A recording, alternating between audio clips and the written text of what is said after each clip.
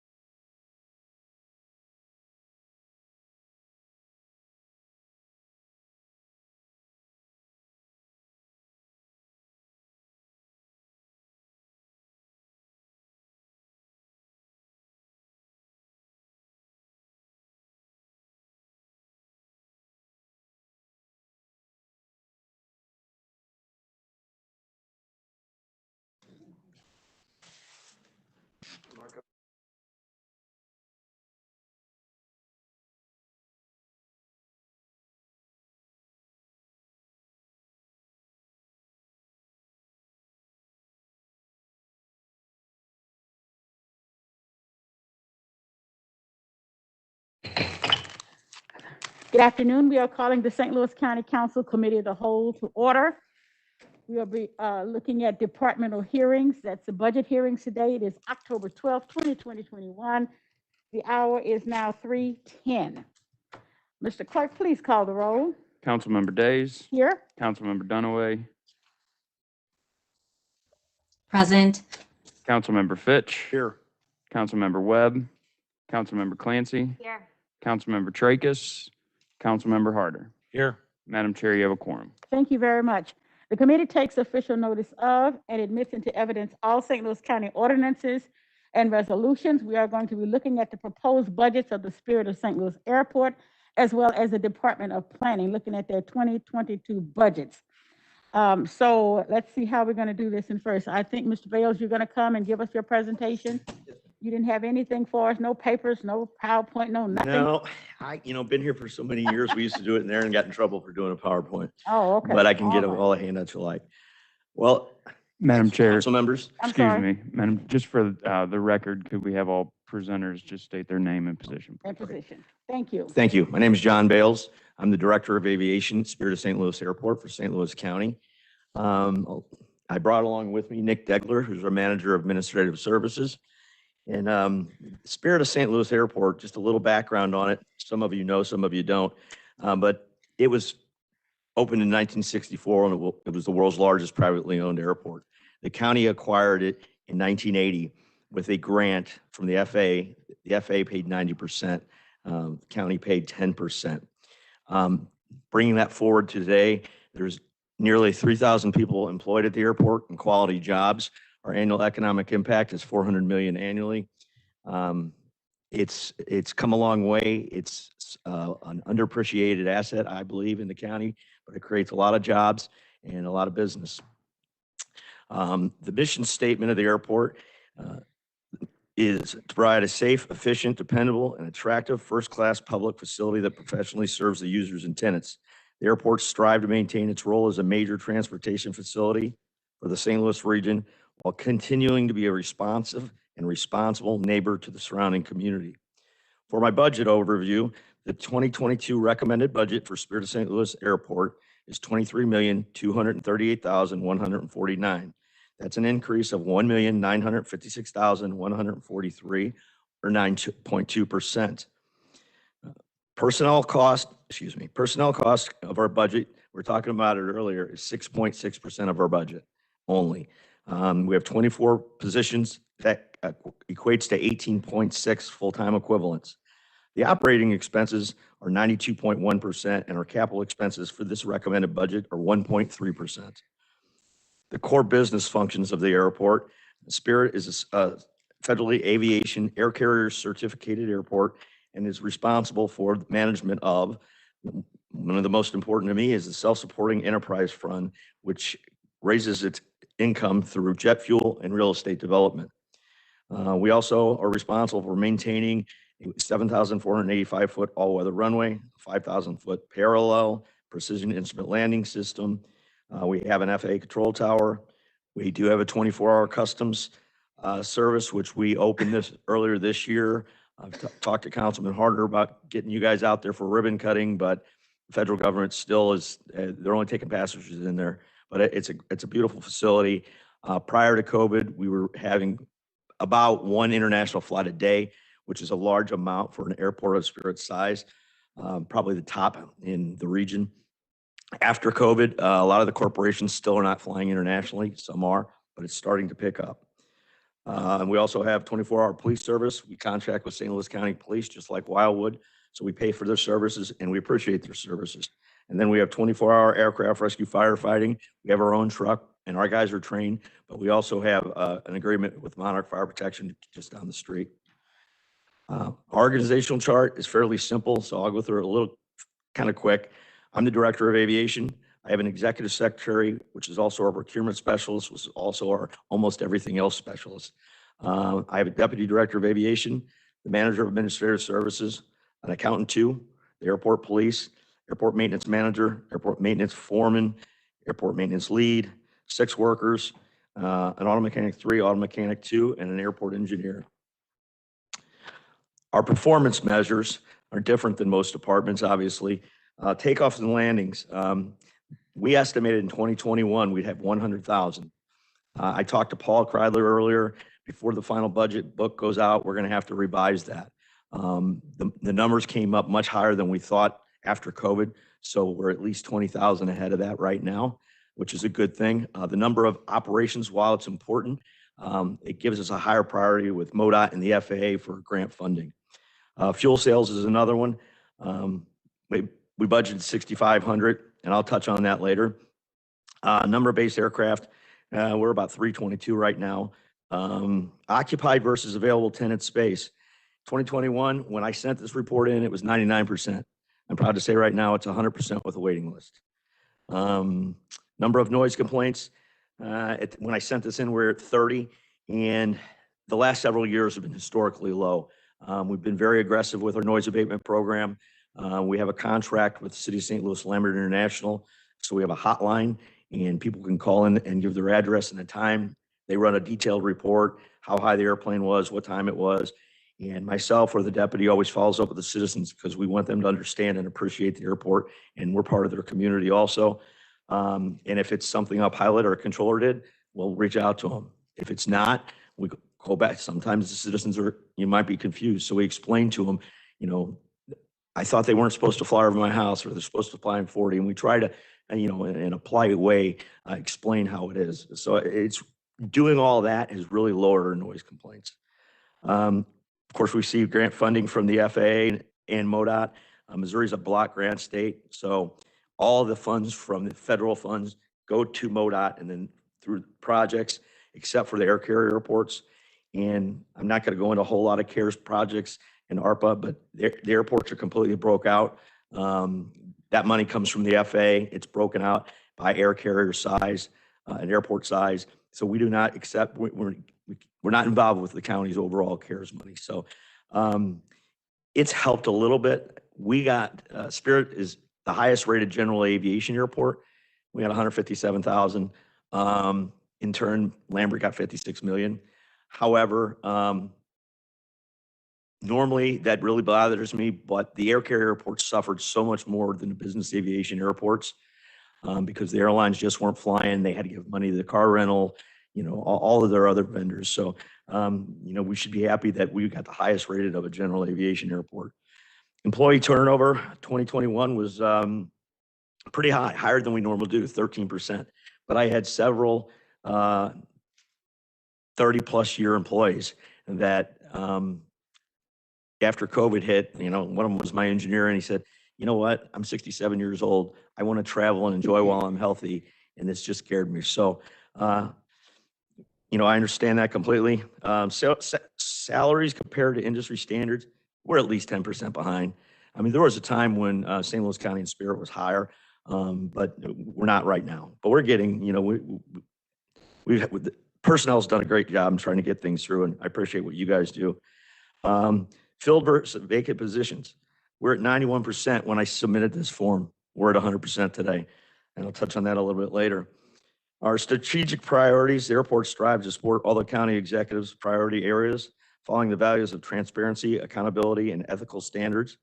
However, the following are emphasized: to promote inclusive development throughout the county, improve quality of life, rebuild pride and optimism, improve effective county services, and ensure services are efficient and responsible. So our priority areas, as I touched on, to remain self-supporting enterprise fund. Second priority is continue a land acquisition program, which you guys have approved several of those, but just to recap what it is when the airport was first developed, 343 of the 1,250 acres were acquired through 99-year land leases. And that was either because the founder didn't have the funds, but more likely the farmer's family didn't want to sell. So we pay them quarterly. We have control. The county has control of that ground. Unfortunately, some of it's under runways, taxiways, and the closer we get to the end of that, it's been a priority of mine for several years. If we got to the end of the 50-year life, the county and the FAA you'd be paying current real estate value. Right now, if somebody bought it, they couldn't do anything with it for 50 years. So the first piece I bought was cheaper, and as long we go, it goes down a little bit. But that's a big priority for me in my career. It's not a fun one, though, I'll tell you. Develop and lease available airport real estate with increased promotion and marketing. This provides increased revenue and obviously economic development opportunities, creating jobs for St. Louis County. Second priority is increase public relation activities to educate the community on the great asset that Spirit of St. Louis is for St. Louis County and the region. And obviously the last one is increase flight traffic and fuel sales. As I said earlier, the recommended budget is $23,238,149. When I said we were fully staffed, we had an airport engineer and auto mechanic too. When you hear from transportation, finding mechanics is almost impossible. My mechanic lives in Silex, Missouri, and he's awesome. He's an incredible mechanic, but he couldn't get benefits there. And we had nobody in the region that was qualified to work on the heavy equipment, wanted to take the job. So I was appreciative. The engineer search was also a little tough. And I don't believe in stealing, but we got a guy from transportation, has no aviation experience, but we got to know him when they were doing the Chesville Airport Road project. And he's been with the county 9 years, young man, and he wanted to come out and see what it had. So he's doing excellent so far. My staff, Merit staff, is very happy and appreciative that they were able to get a long time waiting raise. And they appreciated the fact that we did it on merit value. So, the better employees, at least we had to stick within that number, but they still appreciated the fact that they were distinguished from people that certain employees that are really hard workers, and some are just average. And that's the way it is. So they appreciated that system. As I said, all of the county-owned buildings and hangars are 100% occupied. We do have a waiting list. The $5 million in fuel increase in fuel purchase compared to 2021. So going from 19 to 20, there was a 27% decrease. That was due to COVID, obviously. But 27% is very strong for our industry. Much people saw, some of their carriers saw 90% drops. So we were able to keep things moving through a lot of charter flights. $19 million in fuel purchase for 2019 was down to $7 million in 2020. If I saw that number and that big of a drop, I would have probably passed out or got sick to my stomach. But realizing not only COVID, but the demand is down. Common economics, the demand was down, so the volumes went down. and the prices dropped incredibly because the airlines buy the most fuel. Nobody was buying fuel. So that in itself really lowered our budget, our purchases. 9.5 million budget for 2021. It's currently on pace for 11 to 12 million. That's the reason I had the come to you with the $3 million request for the appropriation. That money comes out of the Airport Enterprise Fund. It's very important to note that money is in turn sold for a profit. And we are contractually obligated. This has happened to me 3 times in my career, and every time it was because we had increased sales. And right now with increased sales, we're having increased pricing. So when what we budgeted on last year, it was really hard to pick. We have some let me see. So the average fuel price just for this time last year is 55 to 65 cents higher a gallon. An average airplane could buy 3,000 to 5,000 gallons, so that adds up. We also have the air show, which I'll touch on later in June. And air show years always increase the volumes of fuel. Every year, it's without a doubt. We do have some postponed projects from 21 included in the 22 budget. I'm only going to touch on the big ones for your time. North Runway widening and overlay design work. That one was really pushed back because of MoDOT. They just weren't prepared to move forward and didn't have the funding. They were dealing with all the CARE stuff. Edison Complex asphalt repair. That was a lower priority, and I wanted our guys to work on others, but we're going to go ahead and do that one. We need to keep our parking lots in good shape because those are the tenants that it's an office complex, and we make a lot of money off of that. So if I have potholes, West Hangar paving, that's just maintaining quality buildings and keep them from rusting, and an elevator modernization. And we didn't do it last year, quite frankly, because that building, it's used for training, and there are steps. And the elevator got inspected, and it was considered duly safe, and so it wasn't being used. So we pushed that one back this year. I touched on the 9-year land lease acquisitions. This year, we had our largest purchase ever, $3.9 million. So I will not be pursuing one in 2022. And the reason for that is when we first purchased the original parcel, go through the FA process, the negotiation, the appraisal, and then when we set on a price, but the FA lags a year to 2 in reimbursing us our partial. So I purchased that with reserves that the airport has. So we don't have to bond, we don't have to borrow. And for me, it's a smart business thing. Then when that grant money comes in, we go to the next priority. So spending the biggest chunk I've had was 3.9. I'm going to sit on it until we get some money back. We have a couple large construction projects, an airport drainage system restoration. That's 597,000 construction, 59 design. Airport is in the floodplain. It's very flat. The ditches don't flow and get cleaned out. We did this after the flood in '93. Airport maintenance guys have done a tremendous staff maintaining it. But over the years and with the development on the hill, it's starting to silt in, creating wildlife attractants. It's getting to the point where our equipment can't get into it. So we're going to do that project. Also, a safety issue with attracting of wildlife. Then we have a main runway joint and spall repair. That's a 675,000 construction, 67,000 design. That is our main runway. That's our life and blood. If that runway goes down, we're in big trouble. And runways like highways and everything else have limited lifespan, and we're giving it love and care to make sure that we can get an extra 5 or 10 out of it before we have to completely replace it. So, and it's absolutely necessary. And that is that's a grant project. So that's going to be reimbursed at 90%. And then we have just a couple vehicles. We have a tow behind runway broom that you might not have seen in the past. It's $205,000. It's a very unique airport specific piece of equipment. And it's pulled behind a large truck. So we have the plows like the highway department does, but a runway, you've got to keep almost dry and bare. You can't have slush and things like that. So that's a safety. And then finally, we have a new fuel billing software program. Majority that was purchased in the 2021 at 145. The cost and maintenance and hosting at 2022 is 44. And that's a software program when we take the fuel wholesale, when the buyers come to get it, they swipe a card and they're not paying with that card, but it's monitoring how much fuel they actually took, the temperature of the fuel, the expansion, and the actual price. That goes to software. The accounting guys have to work on it. The one we have now is on its last legs, and I have to give a shout out to IT. They responded, and it's not typical stuff they work with, but they got it up and running. So I appreciate their cooperation. Then I got a couple of quick things, because I know you guys have a long day. As far as community engagement goes, we do the Spirit of St. Louis Air Show and STEM Expo. You guys all know what that is. Most of you have been there. That's a big focus on science, technology, engineering, and math. It's going to be in June. And you do have the Blue Angels.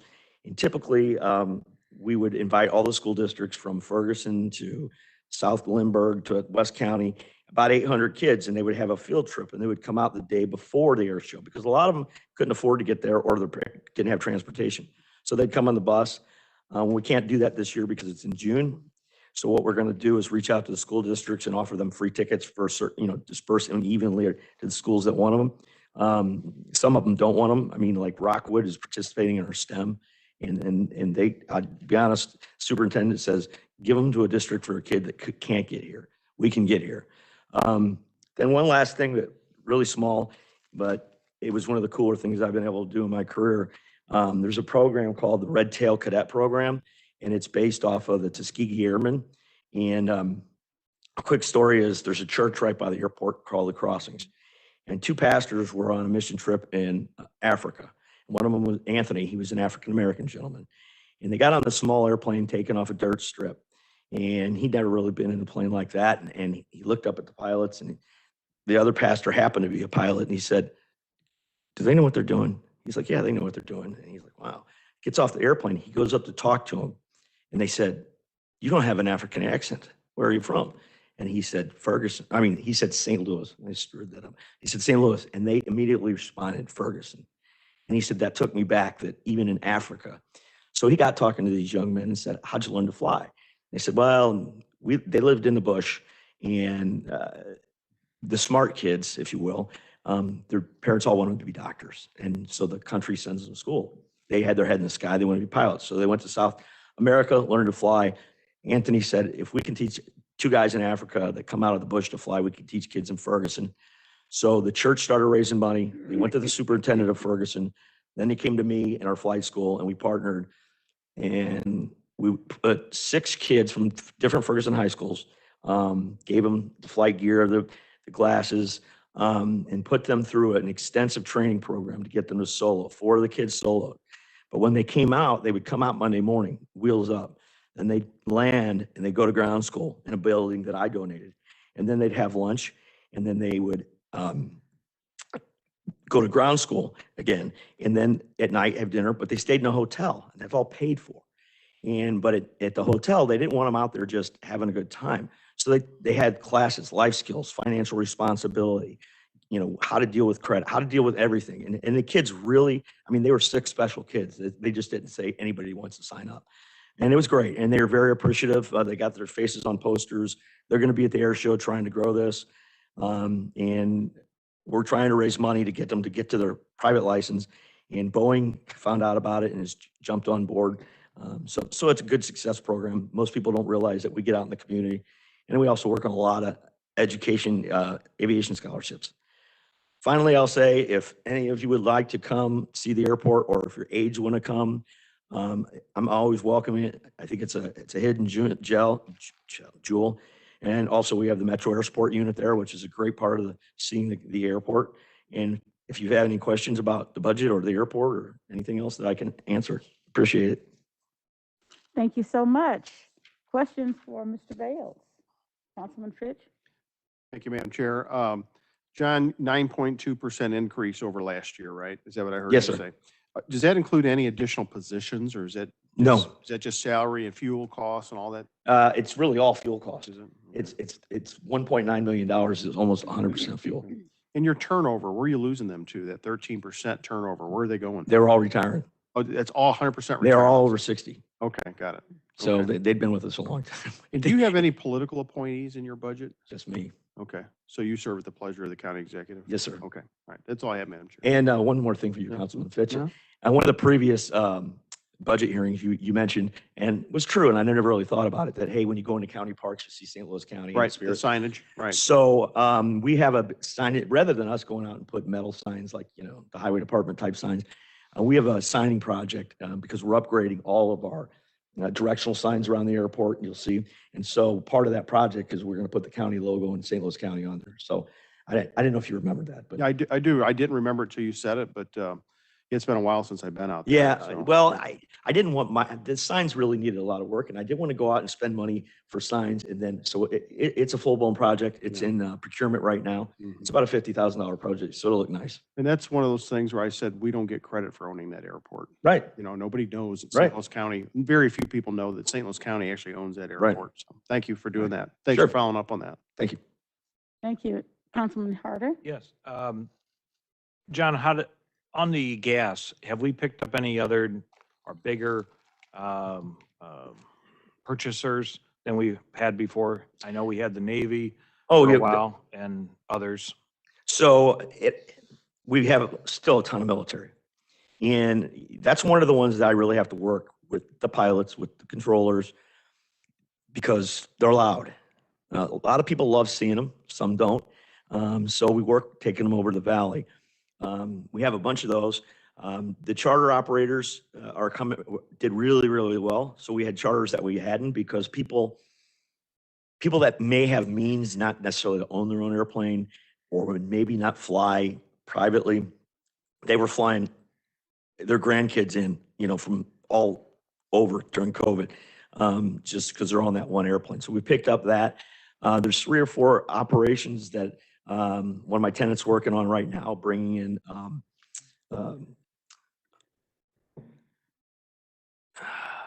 the hospital, which hospital? It's not Mercy.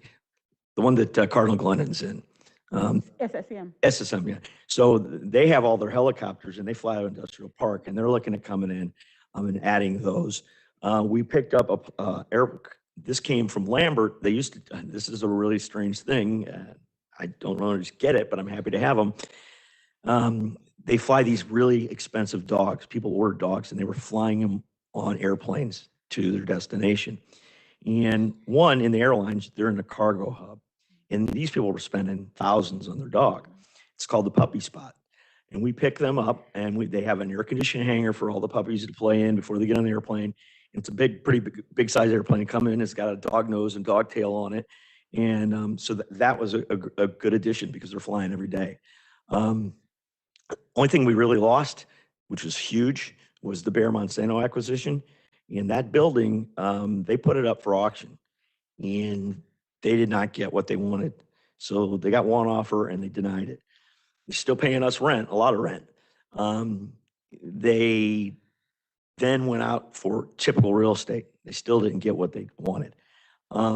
So I've worked with them and said, you can continue to own that and be a passive landlord. And I have one of my FBOs manage it because they don't want to put the capital in, but then they could fill it up with airplanes. Nestle is doing great. They're flying a lot. Added a big global. A couple other companies have added bigger airplanes. So we're growing some of it. Cargo is we're not a typical. We have a lot of cargo going on at night, but it's like Quest Labs type of stuff and kind of beat up old smaller airplanes. But they're flying every night. But the biggest cargo we really get is when the GM plant in Wentzville, a line will go down for maintenance. So for a widget, let's say. And then we'll have DC-9 big airplanes coming in. So a week or 2 ago, we had 3 or 4 of them come in. Had a 727. I hadn't seen one of those in years. We had picked up 2 C-130s because they're going to do a flyover at the Mizzou game. Columbia Airport's a little restricted. Plus, there's a lot more to do in Chesterfield and St. Louis County for the pilots after they fly back. So we're working all that. Our military has really increased a lot. So we're looking at new businesses every day. I was impressed how fast we come back, and I think we'll do even better next year. It's really hard to predict how much the fuel prices will change. I mean, they went down so low, incredibly low, probably 40 years low on COVID, but they came back because when that demand came back, prices were coming back. So we're selling a lot of fuel.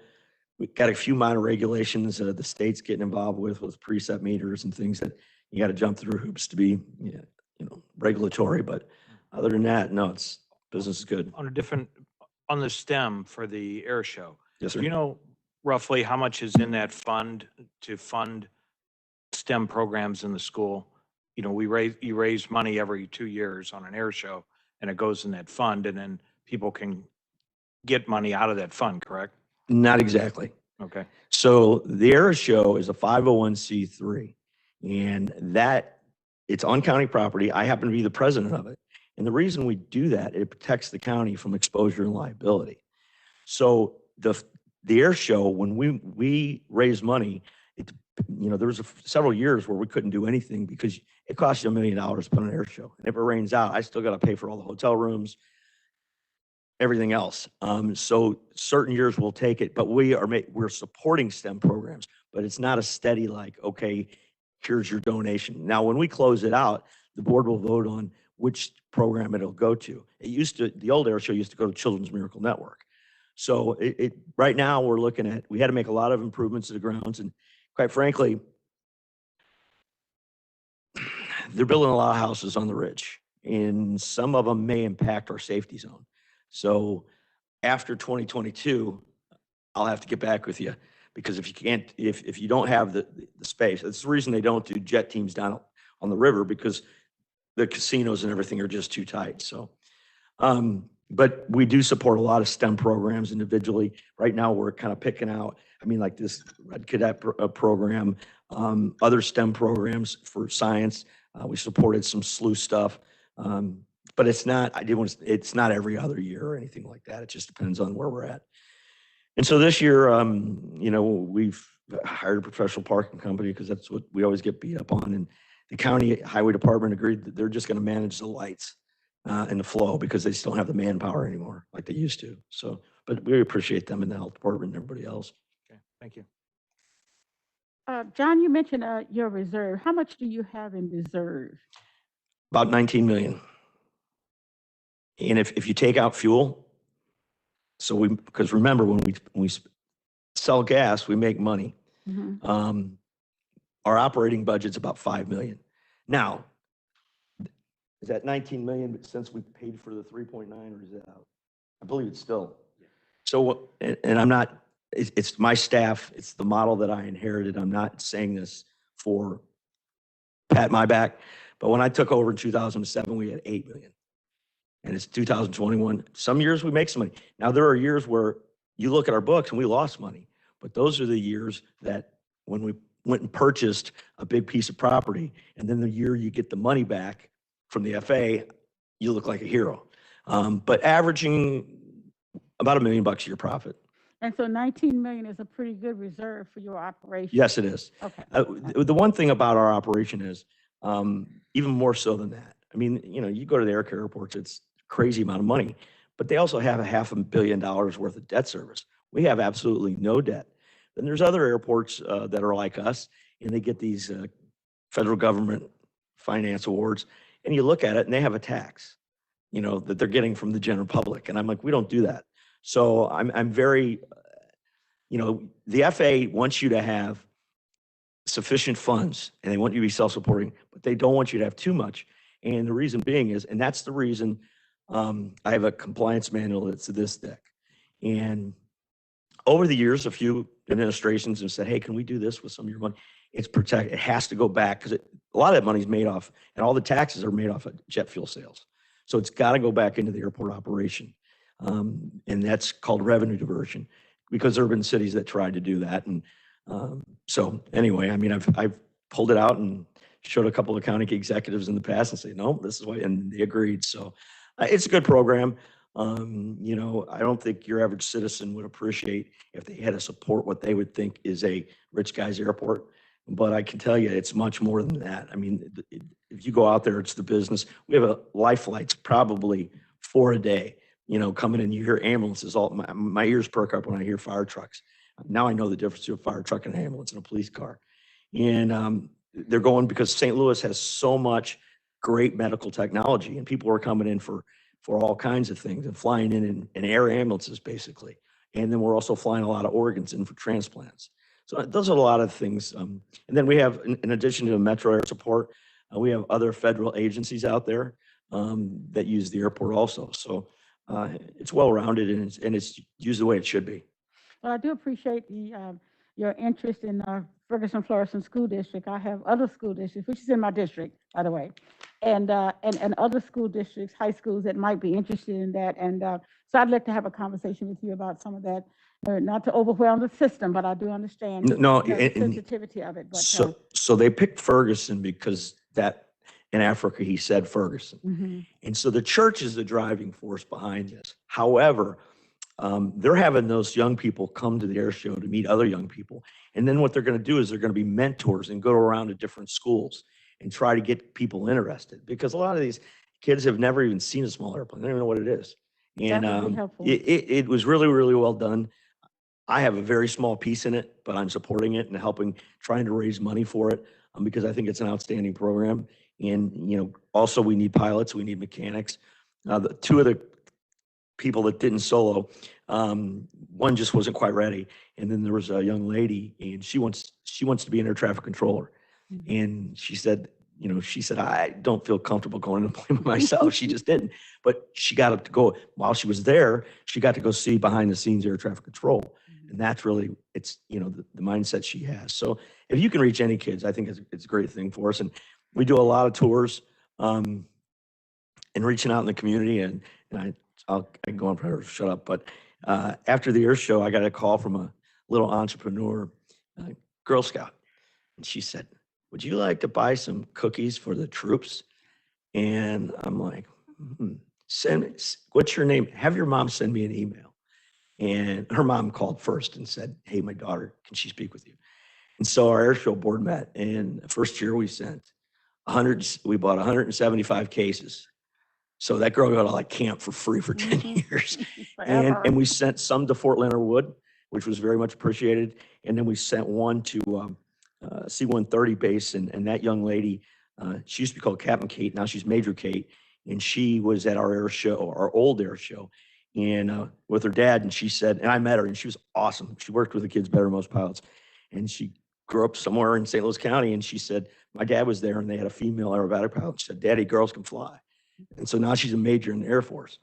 So because she reached out to our kids, I mean, the pilots are there, but some of them are more. She went to schools, she did everything. So her troops got them too. Yeah, it's just a matter of exposure to many. Oh yeah, Specifically and I in mean, that community. it's You don't know what you don't know, and so yes, having ma'am. someone to do that is very good. Let me see if there are any other questions. Councilwoman Dunaway, anyone else have any questions for Mr. Bales?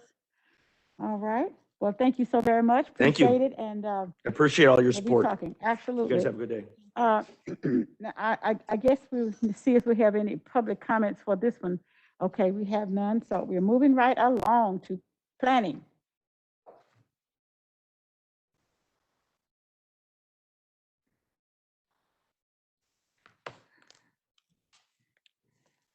Madam Chair, do we have to wait till 4 o'clock, or can we just keep going? Is that the 4 idea? o'clock for what? For planning, I thought, Noticed, I think. No, it's noticed. We have here 3, is it in there? Spirit of St. Louis and Department of Planning. Okay, So we're good. good. Yep, they were both Mickey, not- are we good? Yes, they were both noticed up for. All Okay, right. good.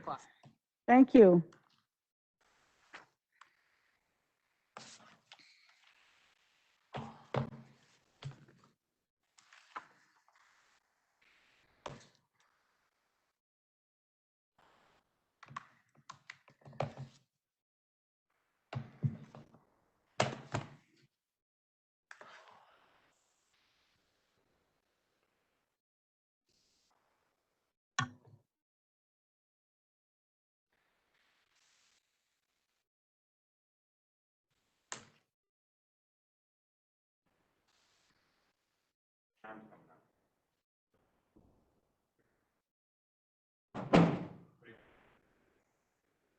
Are you, Mr. Trumbull? Yes. Are they talking to you? Oh, I apologize. Yes, please.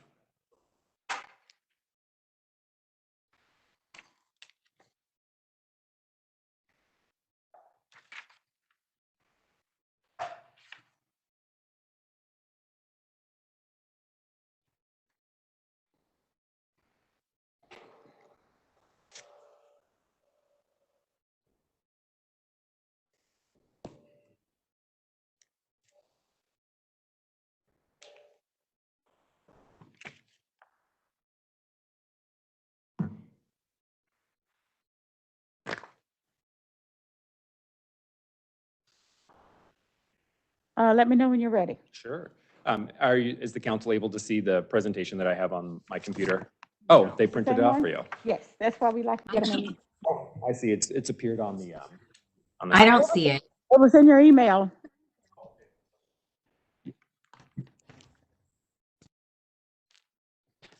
It's blue.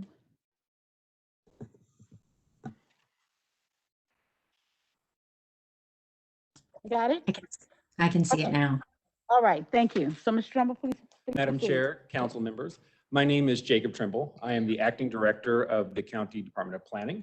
And I come before you this afternoon to discuss the operations of the planning department and to discuss our 2022 budget request. So what is our mission? What is it that the planning department seeks to do at a very high level? Well, we seek to foster healthy communities by guiding development and reinvestment, developing long-range plans, promoting citizen engagement, and using data and information technology to guide public policy. So that's just a few words to describe a lot of big ideas. So how do we live out this vision? How do we live out this mission for ensuring that we bring the best services to the residents of St. Louis County? We do have a set of strategic priorities that we do attempt to meet. We want to improve customer service. That includes not only residents, but our customers are also engineers, developers, and residents who have questions about any sorts of development and land use questions, subdivision questions, anything of that nature in unincorporated St. Louis County. So we seek to engage the public through the planning and development process so that it's very transparent and that everyone is informed of decisions and how decisions are made so that their voices can be made clear throughout the decision-making process. We seek to promote housing and neighborhood options by developing attractive neighborhoods and improving the ability of residents to age in place. In 2015, the county received plenty of accolades from national organizations for when the county, and it was spearheaded through the Department of Planning, completed the St. Louis County Age-Friendly Community Action Plan. So that was conducted in 2015. That seeks to assist with residents as we get older. What does it mean to be able to age in place? Age in your home, but also age in your community. It's a sort of a nesting sort of ideas. We want to help in the reinvestment in places and spaces by supporting redevelopment of obsolete commercial corridors, create safe communities with access to goods and services. So we're always looking at national trends in terms of what is going on nationally, economically, that's going to affect land use decisions and land use questions. So nationally, we're seeing big questions of what happens to large regional malls. We have those sorts of questions right here in St. Louis County. What happens to big box stores that have been vacated by Kmart's and Sears? What do we do about those? How do we redevelop these types of spaces to be active, useful, and economically vibrant again? And how do we promote sustainable development in the county we promote sustainable development by researching land use best practices around the nation and implementing regulations to reduce climate and other environmental impacts of development. So that is sort of our strategic priorities. So then going down even another level, what are some of our core business functions? What is it day-to-day that your planning department is doing to make this happen? Well, one, we administer the zoning ordinance and the subdivision ordinance. The zoning ordinance is chapter 1003 and the subdivision ordinance is chapter 1005 of the county's revised ordinances. Sandwiched in between there's chapter 1004, which governs the Board of Zoning Adjustment, which is a board that's housed in the Department of Planning. So what does administration of these two documents look like? Well, before I get to what that looks like, I want, if you will indulge me, to read you the purposes out of these ordinances, what they actually say they're intended to do. The zoning ordinance has been adopted to promote the health, safety, morals, comfort, and general welfare, to secure economic and coordinated land use, and to facilitate the adequate provision of public improvements. The subdivision ordinance has a slightly longer preamble. The purpose of this chapter is to control the division of land within unincorporated areas of St. Louis County in order to promote public health, safety, and general welfare of the county by regulating the division and redivision of land in order to lessen congestion in the streets and highways, to further the orderly development and appropriate use of land, to establish accurate records of land subdivision, to protect land title, to implement the general plan, to secure safety from fire and other dangers, to facilitate adequate and coordinated provisions for transportation, water, sewage, schools, parks, playgrounds, and other public requirements, to facilitate the further division of larger tracts into smaller tracts of land, to preserve natural features such as stands of trees, streams, significant rock formations, historical landmarks, and in general, to facilitate the orderly, coordinated, efficient, and economic development of unincorporated portions of St. Louis County. So how do we do that? What does your planning staff do? So to administer the zoning ordinance, the main day-to-day option or main day-to-day task that planning staff does is they review site development plans. So whenever a development is occurring in unincorporated portions of St. Louis County, there is a site development plan to ensure that the development meets all the codes and criteria of the zoning ordinance and any sort of other related codes. Additionally, we also administer the subdivision ordinance. So similarly, we have plats of land. So the subdivision ordinance is reviewing the documents that legally subdivides or changes property lines in unincorporated St. Louis County. So sort of relatedly, we are the staff to the Planning Commission. So the Planning Department is the house of the 9-member Planning Commission. And the Planning Commission is made up of appointees by the county executive who are then confirmed by the county council. And it is their job and responsibility of the Planning Commission to make recommendations pertaining to all planning and zoning related matters in unincorporated St. Louis County. So we operate as their staff. We facilitate their processes, we facilitate their public hearings. When they have actions their reports, we as their staff will draft their reports. And those reports then will trickle their way down to this body for action after the commission has made its recommendations. Similarly, we are the staff to the Board of Zoning Adjustment. And the Board of Zoning Adjustment is a 3-member body that hears requests to variances to the zoning ordinance, really a strict interpretation of the zoning ordinance. And what it is that a resident or a business comes to the Board of Zoning Adjustment and requests some form of administrative relief for usually very minor things. The Board of Zoning Adjustment can really only have limited authority and limited power to vary from the zoning ordinance. So typical things that you would see in front of the Board of Zoning Adjustment would be requests to put decks and setbacks, requests to put pools and setbacks. From a business perspective, the most typical and common one that we see is a request to put freestanding signs closer to the right of way than is permitted. So putting it in their front yard setbacks or sign size. So that's really what the Board of Zoning Adjustment is intended to do. Additionally, this department does monitor all annexation and boundary change requests that are taken and put to the St. Louis County Boundary Commission. So the Boundary Commission is a commission that is a creation of the state. It is 11 members in size, 1/3 of which are appointed by the county executive, 1/3 of which are appointed by the municipal league, and the other third are appointed through a joint appointment process by the county executive and the municipal league. And so this department, whenever a municipality in the county seeks to annex a portion of unincorporated St. Louis County, we review those plans of intent. They are required, and there's a pretty stringent sort of set of rules through state statute. They have to produce a document, submit that to the Boundary Commission, and then the county gets to respond to that plan of intent. And this department is the department that reviews those, produces an in-depth analysis, looking at tax rates, how it would affect the provision of services, and things of that nature. So some of the recent actions we've looked at, the Boundary Commission, it also looks at disincorporations, consolidations. The most recent disincorporation was the village of McKinsey. That was a few years ago. The most recent unsuccessful disincorporation was the village of Hanley Hills. That was also just a few years ago. The most recent approved consolidation was Veneta Park and Veneta Terrace, and that also occurred just a couple years ago. So we also have comment on any of those types of actions that occur before the Boundary Commission. So we also process requests for change in zoning and special procedure. So that is we shepherd those processes through the Planning Commission. That is a change in request for a change in zoning or a change for a special procedure. That can include conditional use permits. That can include C8 planned commercial districts, M3 planned industrial districts, and PEU planned environment unit districts, which are residential planned districts. And then those documents all filter the way back down to the council for one form of action or another after the commission has made their recommendations.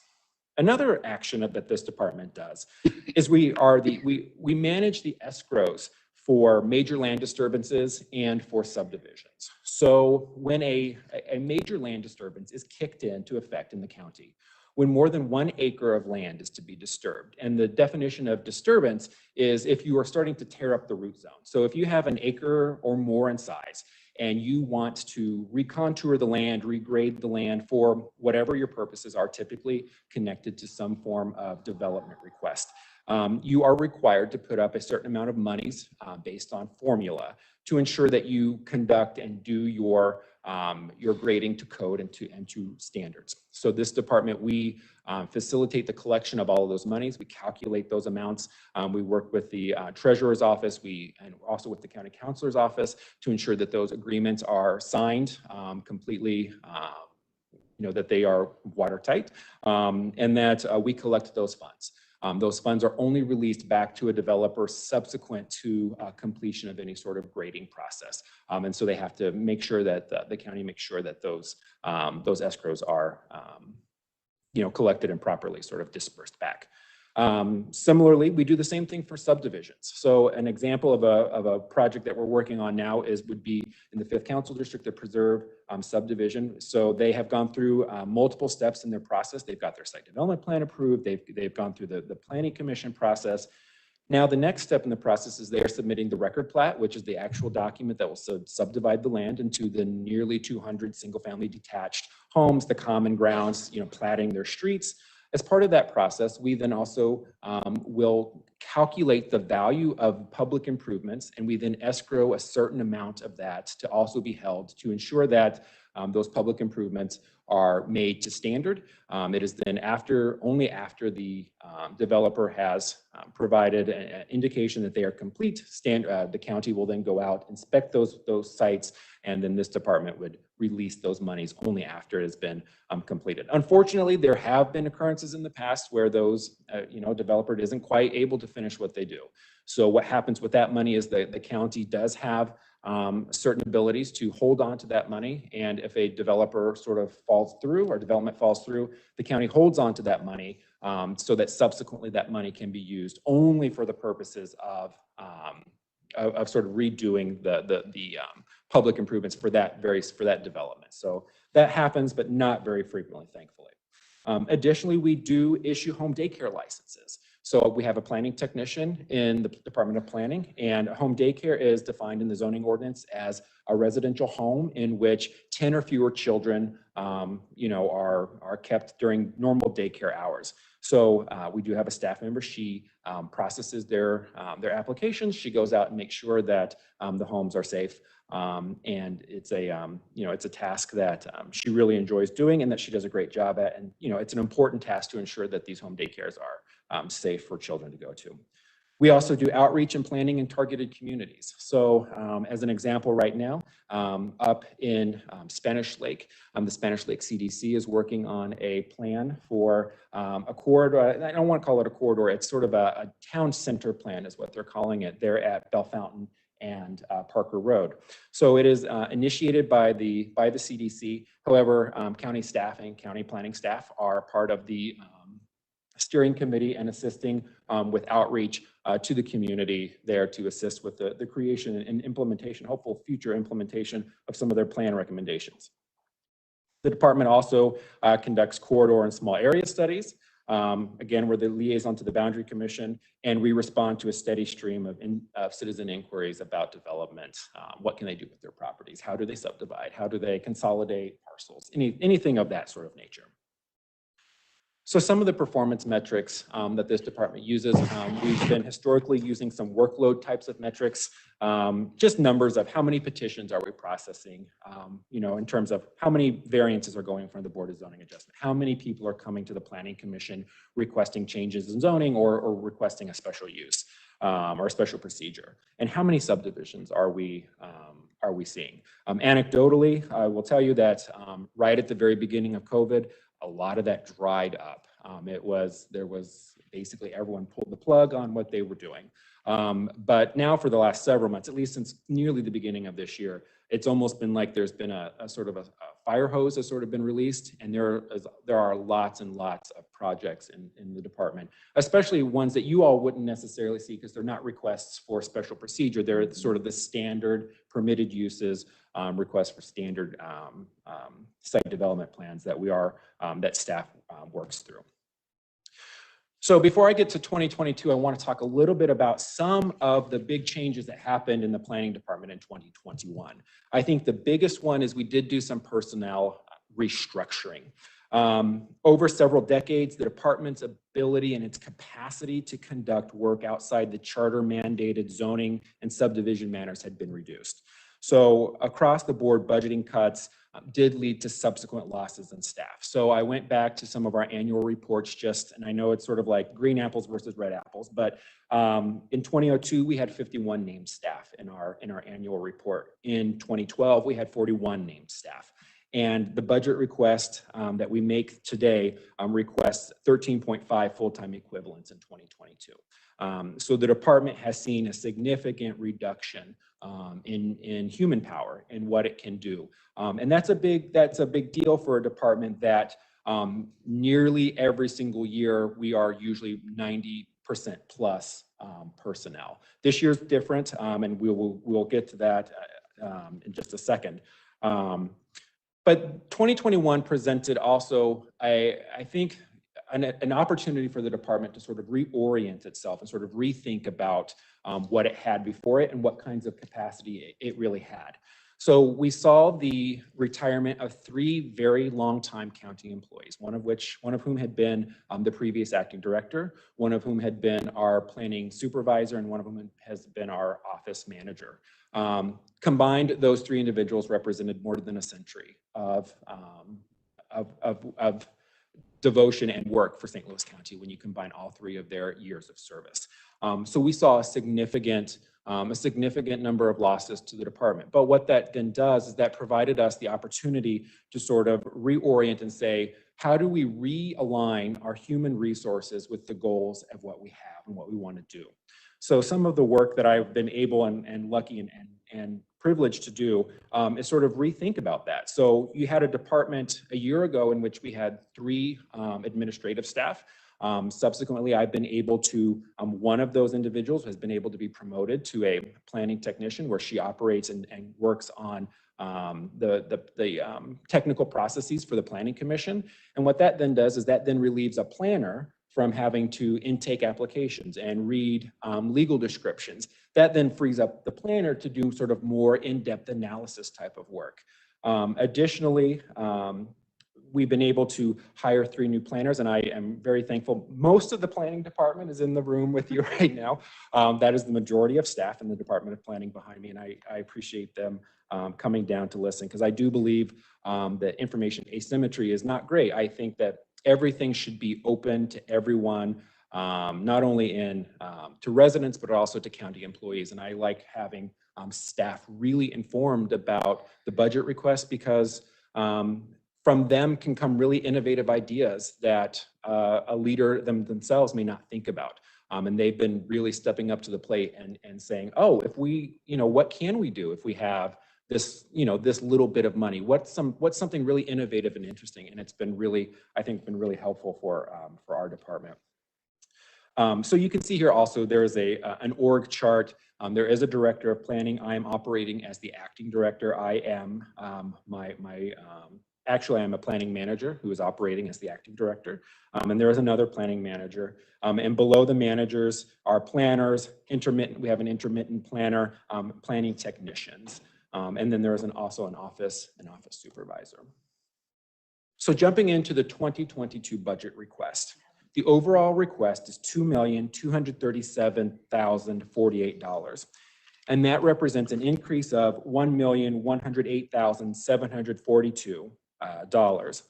I will say that the vast majority, $1 million of that, is a one-time request to fund the professional services needed to engage with consultants to help with a new general plan for St. Louis County.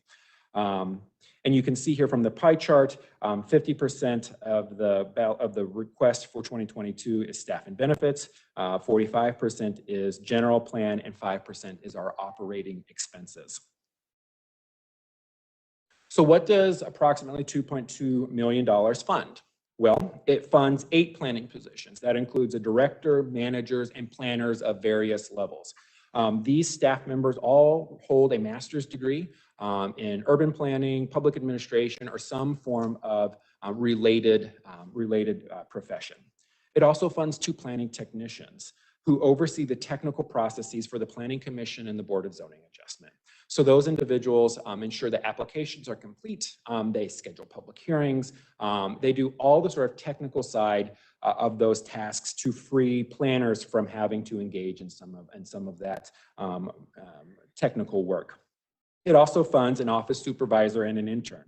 Our new office supervisor has been with our department for several years. She's a longtime county staff member. And we have consolidated down to 1 administrative staff person, and she does all of the administrative work for our department at this point.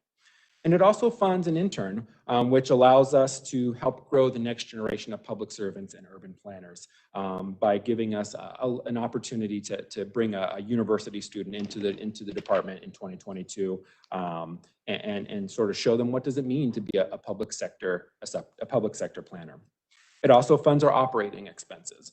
And that's going to cover things like our public notification costs. So the way that this department notifies individuals of actions is for the Planning Commission. We do send out postcards to every single property within 1,000 feet of a parcel.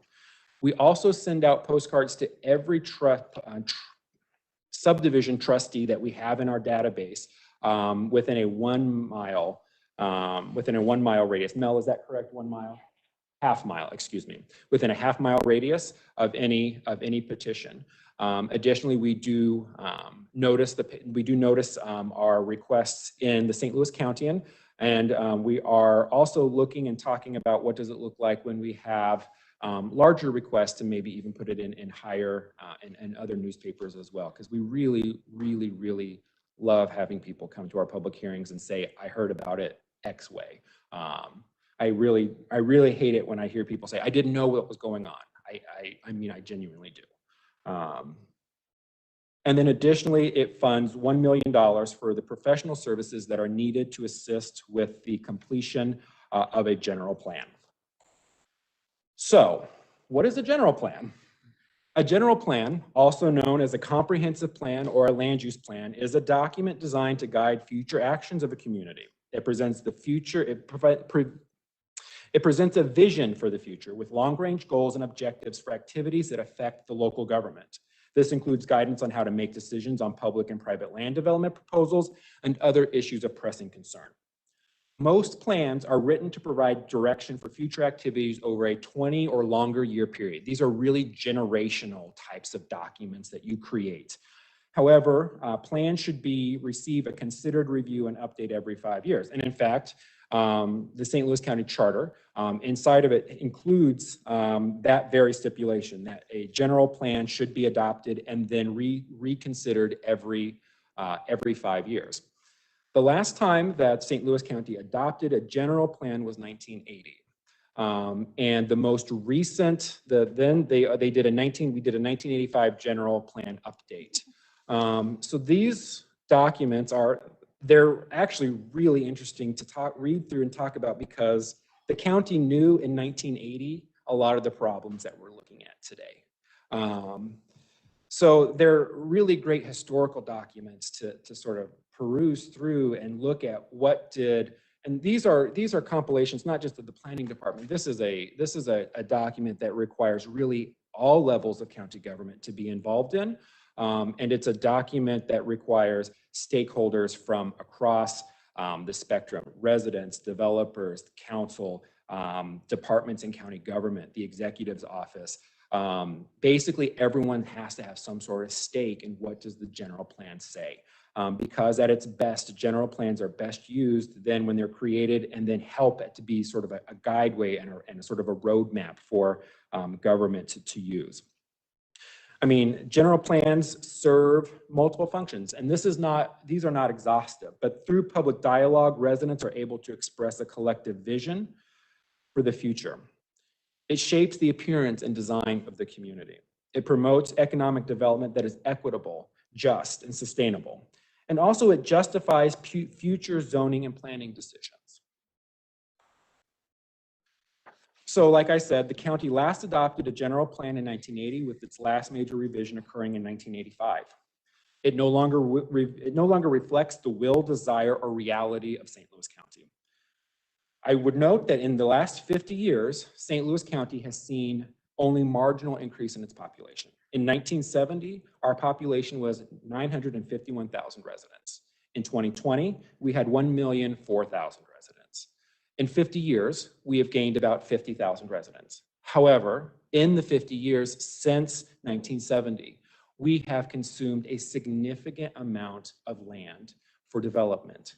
And that presents both a host of people do it for a lot of really understandable reasons. People want to live in larger single-family detached homes on larger lots. However, there is a fiscal reality to the cost of development. And I think that some of the conversations that occur around the fiscal situation, and by the way, this is a national conversation. These are national issues. You know, have a lot of bearing in terms of how we develop has a lot of bearing on the fiscal questions that we have to answer as a people through our government. So, you know, if you think about it, there's the vast majority of subdivisions that get approved with single-family detached homes don't produce the taxes that are required to fund all of the services. So when you start doing that over and over and over again, it starts to sort of, the ball of wax starts to get harder and harder to sort of disentangle. So the way that government and the way that development frequently operates is that usually commercial and industrial uses fund more and residential funds less. And I think that there's really great philosophical and really great policy reasons why that's really the national standard. But I think it really invites a lot of questions about what does development look like? What do we want development in St. Louis County to look like? At its core, the zoning ordinance was adopted in 1965, and it has seen significant revisions since that time. However, at its heart, it is still a mid-20th century document that could be updated to reflect a 21st century mindset about where the people of St. Louis County, where they want to go and how they want to see their community look and grow and thrive. So with that, I thank you very much for the opportunity to describe some of this, and this is sort of just the tip of the iceberg of what the Department of Planning does. But I would thank you for your time and any questions that you may have. Any questions? Councilman Harder. Okay, thank you. Jacob, right? Mhm. Okay. Is there any move afoot to get a permanent full-time director in your department? I am not aware. I am aware that they are continually looking, but I have not heard that they have selected anyone. Okay. Does the budget that you presented reflect that, or placeholder for that new director? Yes, it does. The salaries do include for a director. Okay. What interaction does your department have with the other 90 municipalities in St. Louis County? Sure. So we are in reality, we are the planning department for the single largest sort of jurisdiction in our region. We serve 315,000 unincorporated residents. And so we operate as the local planning department for those 315,000 residents.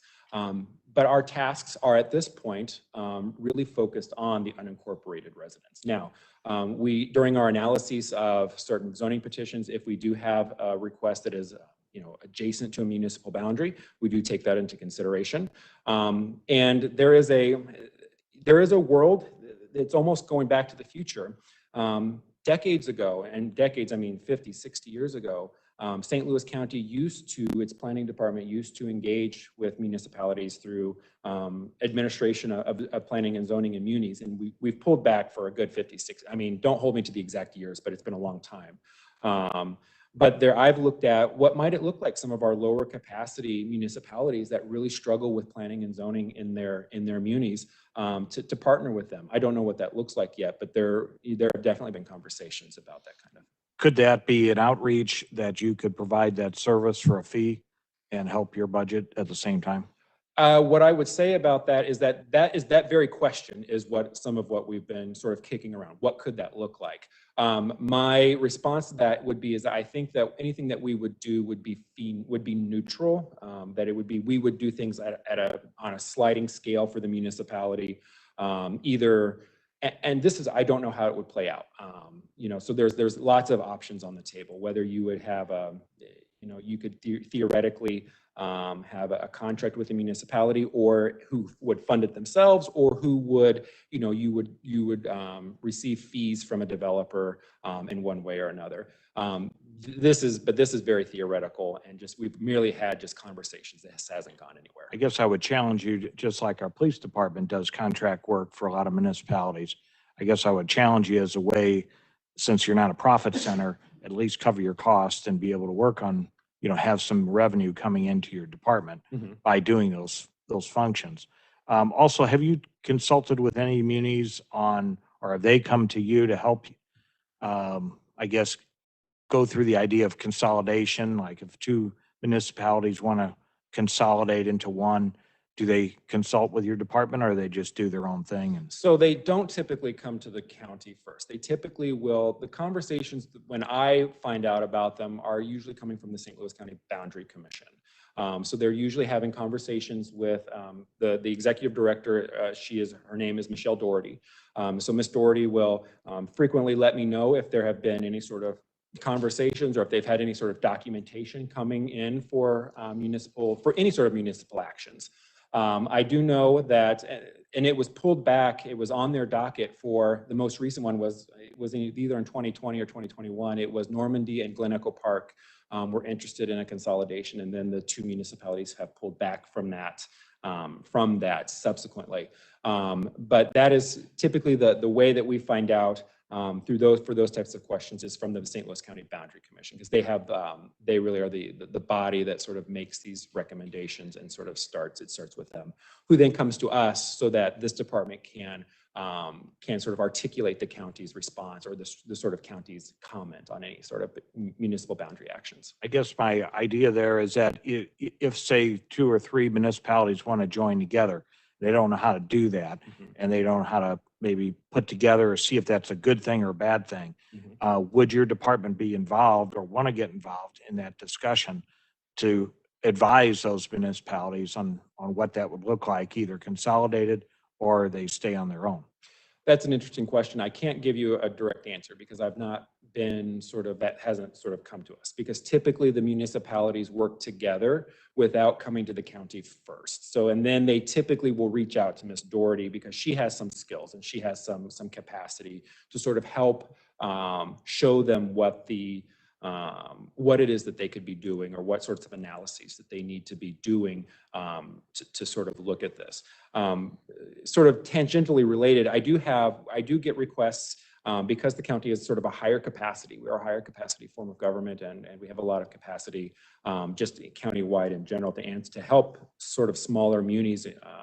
They do sometimes ask us for maps to do mapping work for municipalities. Sometimes the municipal league will sometimes they'll come to me first, even though the questions really should be directed at this point to like Courtney Corman, who is the county's chief information officer, about I think the most recent one was there are some munis that are looking at the 2020 census and how do they reapportion, and can the county help us do some mapping work. So I've had, I know that those types of requests come to my department, and then we usually will help shepherd those to the individual who can help them the most. Okay, and finally, I know Councilman Webb is trying to work with the idea of eliminating or reducing liquor licenses in the 4th district. Have you been involved in any of those discussions or planning, or how that would look going forward? So there have been some very initial conversations. From what I understand, Councilwoman Webb had a conversation with me, I don't know, maybe 6 months ago, and talking about looking at examples from the city and the creation of special use districts. The zoning ordinance in St. Louis County doesn't permit for the establishment of special use districts in the same way that St. Louis cities does. So she was looking at some really great examples of planning and zoning interventions that the city has done. And so what the city has done in the establishment of these special use districts is they have, they're exercising their power of the police power through zoning to create special overlay districts. So what the Board of Aldermen did, and this was maybe 5 or 6 years ago, maybe, the Board of Aldermen basically created a framework for how these special use districts could be created. It is then up to an alderperson's discretion to then, establish a special use district, which then would sort of, depending on the special use district, could then, present special rules in terms of how land is used, or certain rules on certain types of uses, things of that nature. But the county zoning ordinance there is no such trigger to create those. So we chatted with her about that process, that it would be it's not a sprint. It would be a marathon types of conversations that has multiple steps and would really incorporate a whole host of stakeholders before that conversation would go much farther. But I know she's been very concerned about the proliferation of alcohol outlets. We are mindful of that too. So when we have we are very mindful of alcohol sales in general in all of our C8 districts. So all of our planned use districts that could theoretically include the sale of alcohol. We're very mindful of that, but that's a very, site specific, piece by piece type of analysis. So to follow up on that, so when a liquor license is up for renewal, does that process go through your department at all? that is through revenue department is where that actually occurs. So you're not ever asked, hey, is this a good use, or is this something we should consider either renewing or ending? Correct. We do not have, we are not one of the sort of approval process parts of that process. Okay, thank you. Councilwoman Clancy. Yes. Good afternoon, and congratulations on your promotion to acting director. I think last time you came and talked to us, you had a different position, and you have big shoes to fill. We all miss Gail. So a couple comments. So, I guess I'm surprised to see in your performance measures that your actuals for 2020 aren't lower, because I just know that there were some things with COVID that slowed things down, but it doesn't seem like, at the end of the day that made a huge difference. There was So a little just bit of comment. there was sort of a compression sort of deal. Like Okay. there was a real drop off and a real swoon at the beginning, and then it sort of picked back up Okay. closer to the end of the year. Yeah, I think that says a lot about the work you all do despite some challenges as we've all faced. I'm really interested in this general plan. And I just want to make sure I heard it right. First of all, I would love to thumb through that old I have a copy. I actually had Mel, bless her heart, she literally, scanned it we had all? a couple copies of these, and we had to pull them apart, and she scanned each sheet one by one. So I actually have PDFs of Thank these. you. If I would love that. I- I like looking through that kind of stuff. And I think you're right. I think our problems and challenges have just kind of been recycled over the years, but they're not necessarily new, unfortunately. But I want to make sure I understood this. So the last plan was in 1980, and there was a major revision in 1985. You say in one of the slides that a best practice, to at least review it every 5 years. Have you all not even been able to review it every 5 years? No, the general plan has not been reviewed through the Planning Commission or the department in a significant period of time. Okay, and I presume then your budget includes 1 million or so for that? Yes. There would be a competitive RFP process. Correct.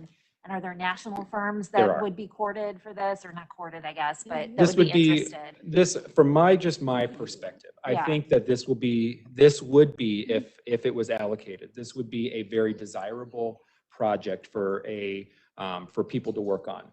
We are a unique jurisdiction. We are with unique challenges, unique strengths, Yeah. but unique challenges as well. And I think that I think that it would be very competitive. I think we'd get a lot of interest for this degree of work. And also for working in St. Louis County. I think it would And be competitive.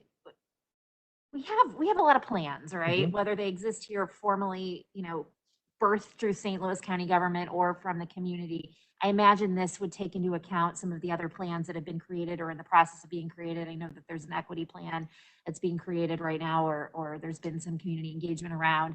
I don't know what the status of the county's just general strategic plan is, but this would, how does what you're How does all envisioning this fit in? interplay? Yeah. So all of these have to talk together.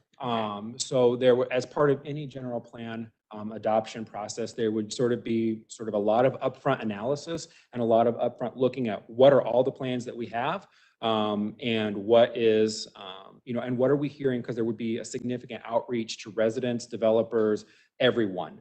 And what are we hearing from people? What's important to them? And so that would be part of the process. All of these documents, this would be an opportunity for all of these documents to sort of start to maybe talk to each other through this general plan. What I would say is it's almost advantageous. If you can pick a silver lining out of the dark cloud of the pandemic, is that this is almost a really natural place for any government to sort of look at doing this type of work.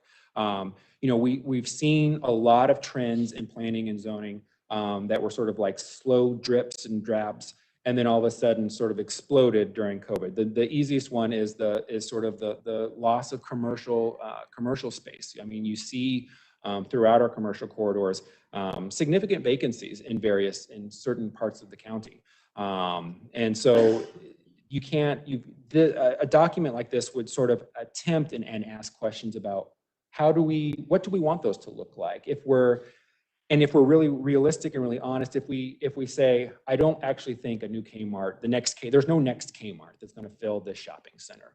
What do we do with it? If we don't want, just to sort of smile and sort of laugh at some of the stuff out, if you don't want self-storage everywhere, kind of thing, because that's a really easy, but that doesn't work forever. So what's the community really want to say about where it's going? Yeah, we've got car washes, urgent cares, self-storage. It's funny how planning and zoning, it's funny how they go in cycles. You definitely see cycles of different uses. Do you, I think you were here for our sobering presentation from Mr. Kreidler. We've got some real challenges, and I imagine that it would be easy for people to say, well, this general plan seems like a nice to have. We could shave $1 million off. What's at risk if we were to do that? Sure. So what I would say is that we are at a natural point to be able to sort of take real stock of where we are. What are our challenges? What are our strengths? We've got significant strengths in St. Louis County. So how do we leverage those?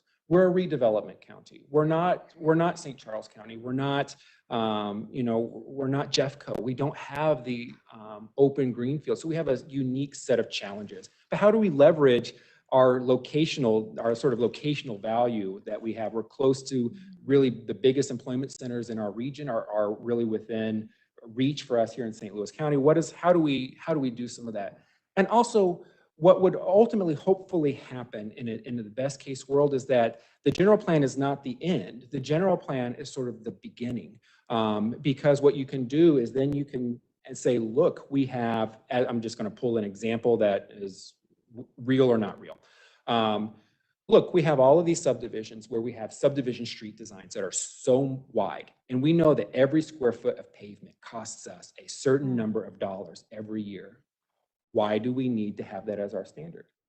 Other jurisdictions may have smaller streets that are perfectly safe. Now, do not like this, we'd have to balance lots of things. Safety, accessibility. You'd be balancing a whole lot of things. It's an opportunity for the county to relook at some of these types of questions and say, maybe the balance has changed since we established these standards. Maybe we want to have something slightly different so that a generation or 2 generations from now, the county may look different in all the best ways, hopefully. Well, I'll leave it at that for now. Thank you. Thank you. Councilman Fitch. Thank you, Madam Chair. Jacob, question for you about the Boundary Commission. Do you all get involved when the like a voluntary annexation comes across? Do you get involved in voluntary annexation? Voluntary? I'm talking about where the property owner wants to go into a city and the city wants to take them in? Yes, we do. So there is a procedure that is permitted in state statute. So say, and this procedure only applies to residentially zoned parcels or to like common ground or like agriculturally zoned parcels or rights of way. So, and it's really only intended, this process is usually only intended for like one-off parcels. So say a parcel is immediately adjacent to a municipality, they want to join the muni says, great. So then we facilitate that. So the way that happens is the municipality, usually their council will then pass an ordinance taking that in. We then do a very short review where we send that request around to county departments, make sure that there is no sort of concerns about service provision, and then ultimately it comes to the council to. And my reason is Pacific's doing that. They're taking bite by bite by bite by bite by bite. And I've not seen anything from you all saying, here's the impact on St. Louis County. So the reason for that being is that state statute actually carves out a special exemption for municipalities that provide sewer and water on their own. So therefore, Eureka and Pacific are able to annex unincorporated St. Louis County unilaterally, parcel by parcel. It is, Do they have to be, to my consternation. do they have to be providing that water and sewer service, or is it just because they have water and sewer service? That's a question that I don't know whether has been, litigated and determined. I mean, I get it. If there's an unincorporated parcel and they're providing water and sewer to that parcel, then they want to come into the city. But if it's just because they happen to have their own water and sewer, now they can annex all this stuff unilaterally with no input. I guess we have to pass an ordinance to allow it though, right? No. Oh, we don't? They can do it on It's their own? received and filed. So why are they even coming to us with these requests? It's received and filed so that I believe it's just to receive and file to inform the county that they have done this and that for the county to update its maps. Yeah. So typically, because I laugh about that because Mel was showing me the most recent one, which I think was just last month from the city of Pacific. So Valley Park has come to me twice now asking to a voluntary annexation, and I've refused to engage because it impacts the unincorporated area around it. So they cannot force that on us because they don't have their own water and sewer. Okay, now I understand the difference. Okay, and then remember when Pacific said we're going to do a footprint annexation all the way down Highway 66 and take in the prison. That was, yes, and that was. So we get the head count and we get the sales tax dollars because the head count at the prison. We lost significant amount of revenue there. Was there no way for us to, you probably don't remember this, you were probably in high school maybe. You know? I don't know if that's the case, but. Yeah. Well, it's been about 20 years ago, so, yeah. I have been, the information about that has been relayed to me about how that occurred. It's in state statute, and whether whether the power, if anyone would like to lobby, to sort of amend the state statutes, I think that the planning department would be happy to see that. Are those the only two municipalities? Eureka, Those are the Pacific? only two. Okay, all right, thank you. That's Yes. all I have, Madam Chair. Thank you. I wanted to ask a couple of questions about your, are you anticipating any retirements? This year, I have asked, and I have been told that I should not be anticipating any retirements. this Okay, year. because I'm looking at a 1.1 increase in staff and benefits. So what you will see is that in 2021, we were allocated 14.3 full-time equivalents, and we're at 13.5. But you then wonder, well, why has the number gone up?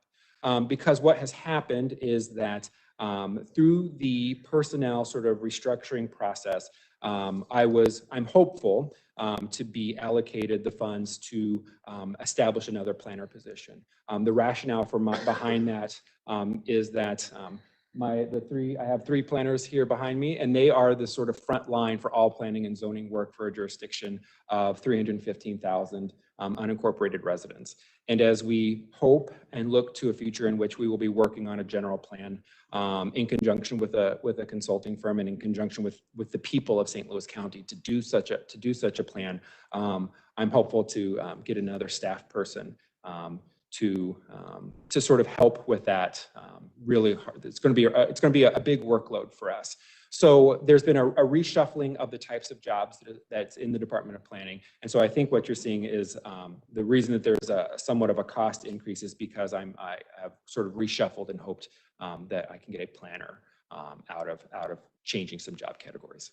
Okay, did you lose anyone when, I guess you all don't do the CDBG funds anymore, is that correct? That is correct. And so how many people did you lose with that? Oh, I don't, when the Office of Community Development did leave the Department of Planning in 19 or 20, that was a significant number. I don't remember how many people that was. 20, 25, I mean, it was a significant number. Okay. And I can follow up if it's. No, that's okay. I just wanted to make sure that was part of why you did not have as many people.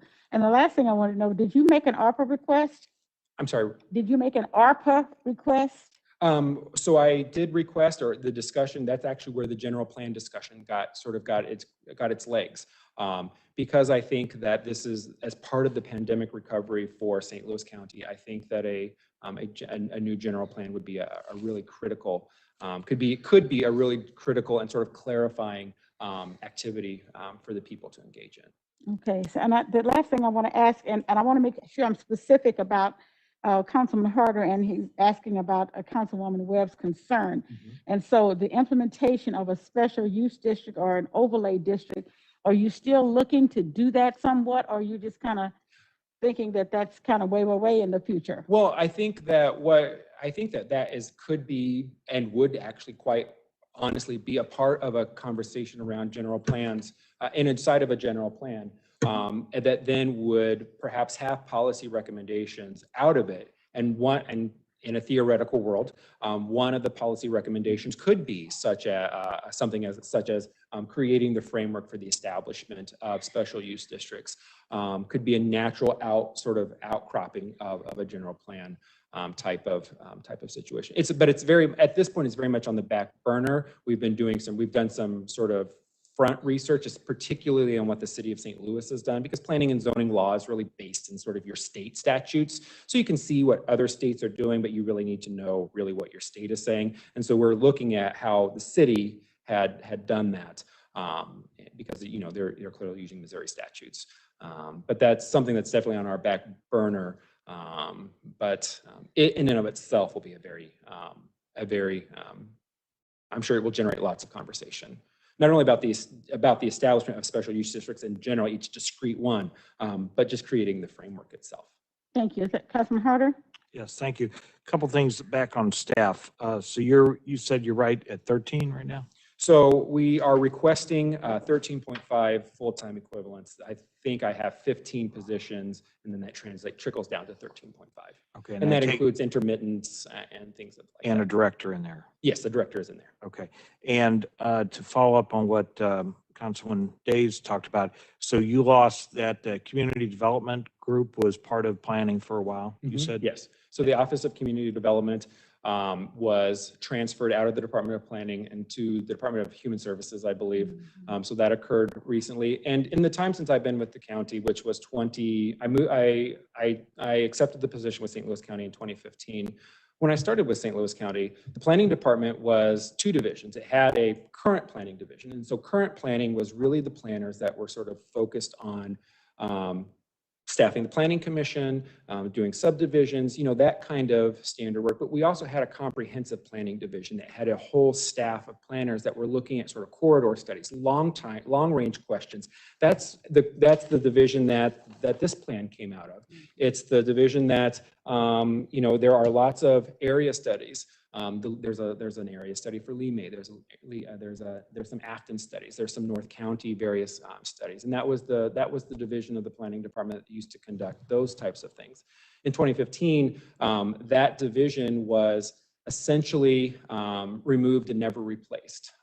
So since that time, the department has lost, just in the time since I've been here, we've lost all of our comprehensive planners, and we've lost our OCD colleagues. And really been distilled down to what used to be current planning, which is then why I took 2021 as an opportunity to say, okay, at that point, some very well-loved staff members that had sort of been the old guard were leaving, and it's time to sort of, because basically everyone at that point was new. I mean, all of the planners in here have been hired within the last 6 months. So there's been a significant sort of learning curve in the Department of Planning as well. Yes. Yeah. So on the bid for your plan, you've got about $1 million. Right. Is that, did you shop that around just to get raw numbers? How did you come up with that? So the way that I did that was I sort of just started doing some research and sort of asking questions of people that I knew about for a jurisdiction our size and sort of the type of plan that we're wanting. This is sort of a rough number. It is a one-time request. So in 2023, the budget request, God willing, won't include an additional request for professional services unless there's some sort of lingering sort of something, but I don't foresee that. But at this point, I have not sent out anything. This is really just with just my own research on sort of the rough numbers. So will that plan be totally just for unincorporated St. Louis County, or will you get input or results for munis and their participation, or could they participate? In that? So that's a question that we've been kicking around in the planning department. What exactly do we cover? It's kind of one of the important questions when your jurisdiction has 88 municipalities in such a large unincorporated area. So this would really function, I think, primarily for unincorporated St. Louis County. However, you can't extract the municipalities from this question. But there are sort of jurisdictional questions about, the county the county council is not going to adopt a plan that sort of encumbers a municipality. That's, it's a zoning and planning question that the municipalities are afforded to themselves. So we intend to look at doing research for the municipalities, sort of because these questions cross municipal lines. But at its core, it would sort of serve foundationally for unincorporated St. Louis County. Because you can't do this in a vacuum with Correct. so many Absolutely other not. municipalities involved, especially if it's a big change like street width or Sure, absolutely. sewers or whatever. Also, what is the current population of unincorporated? So I don't know, Mel would probably tell me exactly, but it's approximately 315,000. And we did that recently based on the 2020 census numbers. So unincorporated population has kind of mirrors the county. It's been relatively flat because in 2010, I think it was like 312,000. So we're still in the general same ballpark. Okay, so we're pretty much flat growth for at least the last 10 years. Yes. Okay, thank you. Thank you. Any other questions? Any other questions? All right. Thank you so very much. Appreciate your presentation. Chris.